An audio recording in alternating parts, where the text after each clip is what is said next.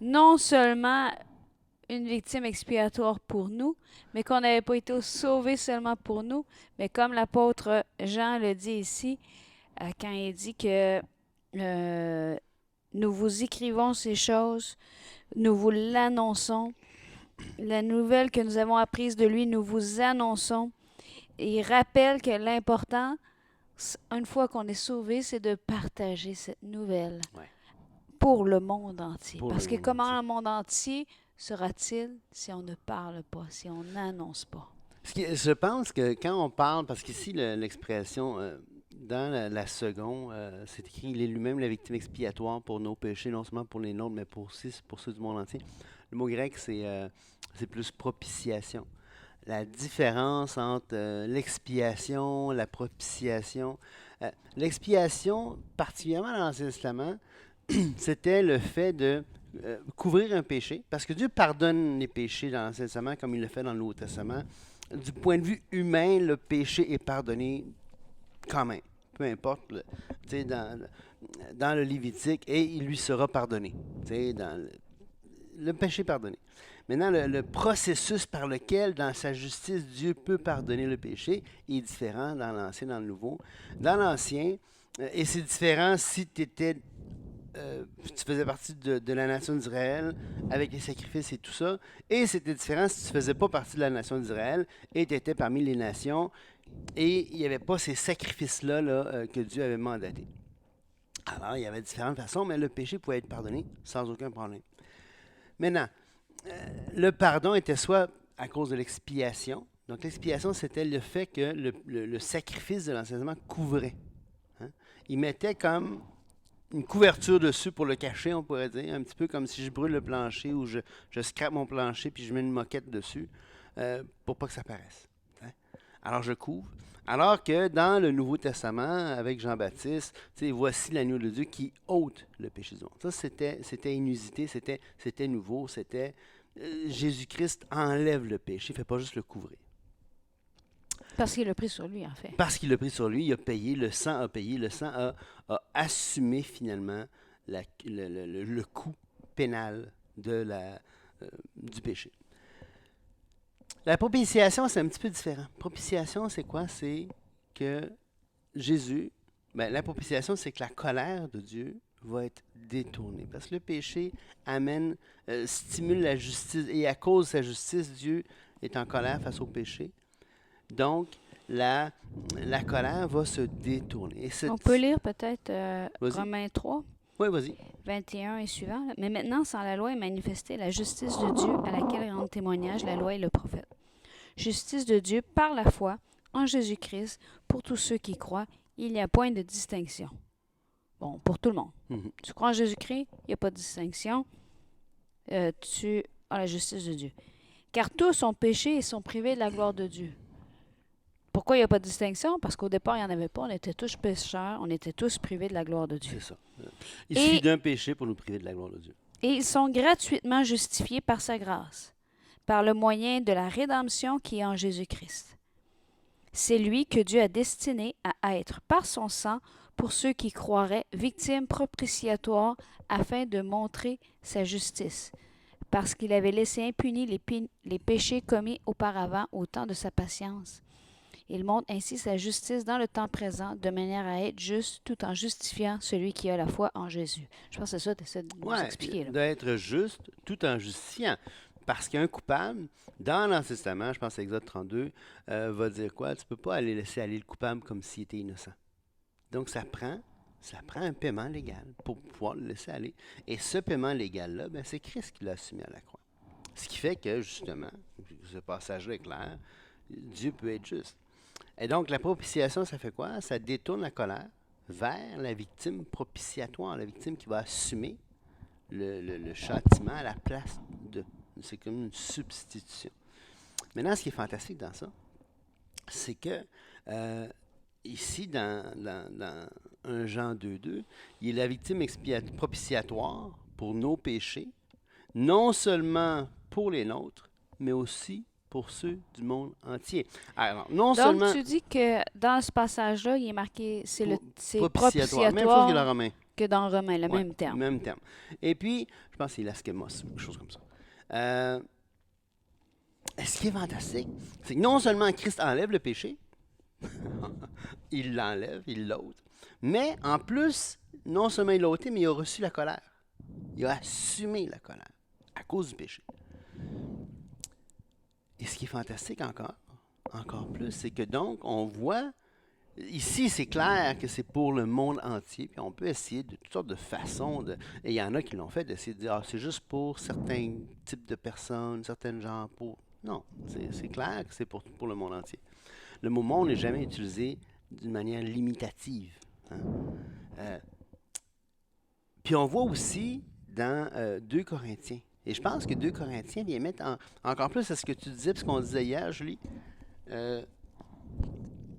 quand ça dit, verset 2 Corinthiens 5, 18, et 5, 17, si quelqu'un, non, 5, 18, et tout cela vient de Dieu qui nous a réconciliés avec lui par Christ et qui nous a donné la ministère de la réconciliation.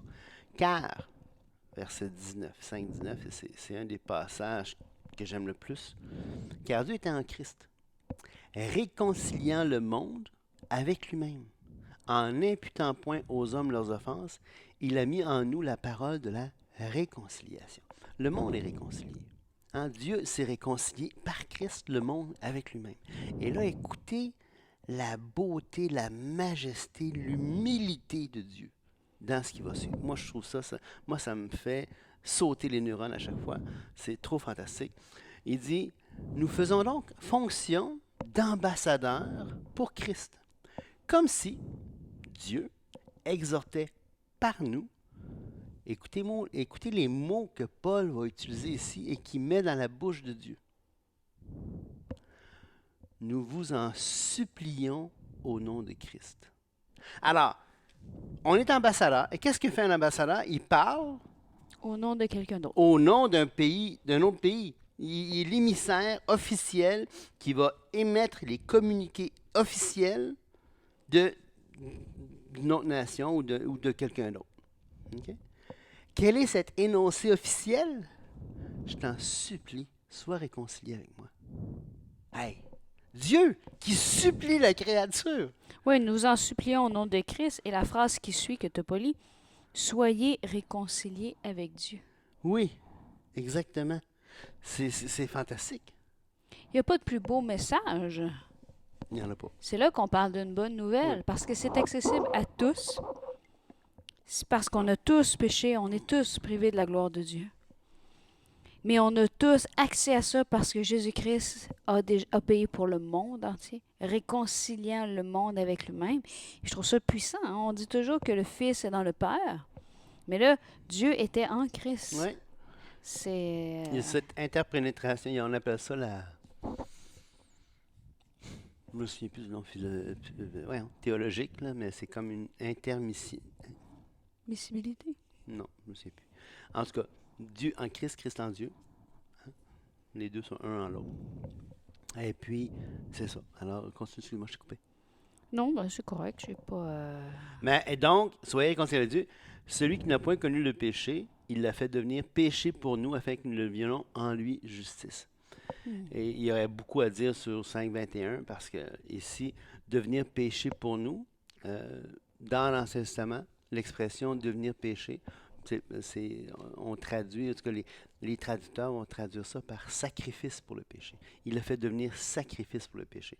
Parce que dans l'Ancien Testament, que ce soit dans le texte hébreu, que ce soit dans la Septante, le mot sacrifice pour le péché ou holocauste pour le péché ou ainsi de suite, c'est le mot péché qui est là. Et dans un contexte, il peut s'agir du péché commis, l'action contre Dieu, ou il peut s'agir de l'offrande ou le sacrifice pour le péché. C'est le contexte qui va déterminer c'est lequel. Et donc, l'expression « il le fait devenir péché pour nous », ça serait mieux compris à cause de tous les parallèles. Il y en a des, je ne sais pas combien que j'avais compté à un moment donné, là, des parallèles, nombreux parallèles dans l'Ancien Testament. Il le fait devenir sacrifice pour le péché. Alors, on retourne dans 1 Jean. Julie? Donc, mes petits-enfants, je vous écris ces choses afin que vous ne péchiez point. Et si quelqu'un a péché, nous avons un avocat auprès du Père, Jésus-Christ le juste. Il est lui-même la victime expiatoire pour nos péchés, et non seulement pour les nôtres, mais aussi pour ceux du monde entier. Si nous gardons ses commandements, nous savons par cela que nous l'avons connu.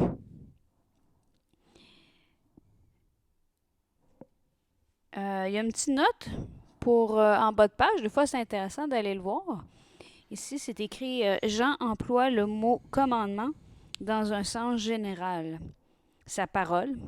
Ça veut dire que dans le commandement, Jean inclurait sa parole, exprimant de diverses manières la volonté divine, et dans le sens particulier de la loi de Christ accomplie dans l'amour fraternel. C'est-à-dire, comme Christ le dit dans, je pense que c'est dans Jean 15. Pendant que tu cherches, Oui. faire une distinction entre la loi et les commandements. La loi, c'est un ensemble de commandements. Et là, ça paraît, oui, Patrice, c'est évident, mais c'est pas si évident que ça. Parce que Dieu affirme que l'être humain peut très bien obéir aux commandements de Dieu. Très bien, sans aucun problème. Deutéronome chapitre 30, verset 15, je pense. Ça dit que ce commandement n'est pas au-dessus de vos forces. Vous pouvez le faire. Maintenant, l'énoncé divin sur la personne humaine, c'est qu'il ne peut pas accomplir la loi parfaitement. Okay? Donc, c'est pas parce qu'on ne peut pas obéir au commandement, c'est pas parce qu'on ne peut pas accomplir la loi parfaitement qu'on ne peut pas obéir au commandement individuel. Okay? Et parce que, et Jacques va le dire, d'autres vont le dire, si on viole un commandement, c'est comme si on brise la loi, parce que la loi est un tout. Tu en violes un, tu es coupable de la loi, d'avoir violé la loi. Donc, tu es coupable envers toute la loi, l'entièreté de la loi. Tu es un coupable. Et là, ça revient à Romains chapitre 3 qu'on disait, tous ont péché, sont privés de la gloire de Dieu. Ça prend un seul pour être coupable de l'ensemble. Maintenant, vous allez dire, oui, mais Patrice, c'est extrême. C'est vrai, mais l'amour est extrême. Pourquoi Dieu a organisé les choses comme ça? Parce que personne n'a les mêmes capacités. Hein? Par contre, tout le monde peut dire, oui, je suis coupable, sauf moi. Alors, gratuitement, sans... Pas sauf moi, mais sauve-moi.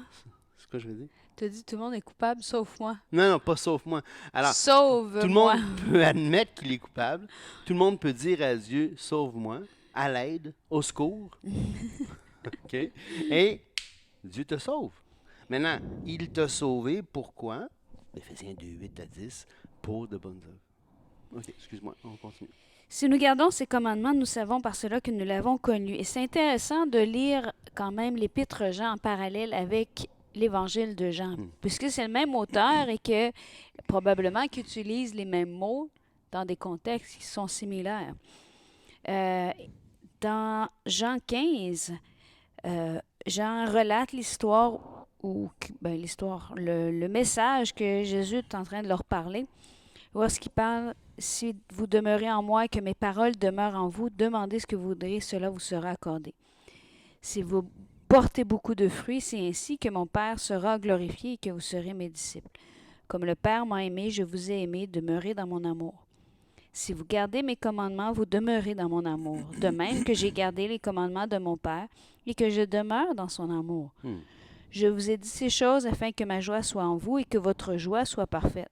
C'est ici mon commandement, aimez-vous les uns les autres comme je vous ai aimés. Il n'y a pas de plus grand amour que de donner sa vie pour ses amis. Vous êtes mes amis si vous faites ce que je vous commande. Et là, ça continue au verset 17. Ce que je vous commande, c'est de vous aimer les uns les autres. Donc, quand ça dit, si nous gardons ces commandements, nous savons que par cela que nous l'avons connu, ben on peut comprendre que le commandement principal qui est en train de parler ici, c'est aimez-vous les uns les autres. Oui, exactement. Ça, c'est comme Jésus va dire, tu sais, si la loi, elle n'est pas faite. Là, le premier commandement, c'est aime ton Dieu, puis le deuxième, c'est aime l'autre. Hein? Ça résume toute la loi et les prophètes. Et donc, l'amour... D'ailleurs, Vas-y. Excuse. D'ailleurs, il va développer avec celui qui aime son frère, demeure dans le reste du texte. Mais là, je vois l'heure qui avance et Je pense qu'on va terminer sur... Et là, pour qu'on s'entende, c'est quel verset qui a été arrêté? ben, en fait, on n'a fait aucun verset aujourd'hui. Ben non, on a fait 2 comme il faut. On a lu 3. Oui, mais on avait fait 2 hier. OK, c'est taquin. Si nous gardons, nous savons par cela que nous l'avons connu. Bon, on pourrait terminer ça. Pourquoi on peut savoir qu'on a connu? C'est la même image que ce que Jésus dit. Il dit, de même que j'ai gardé le commandement de mon Père, je demeure dans son amour. Hmm.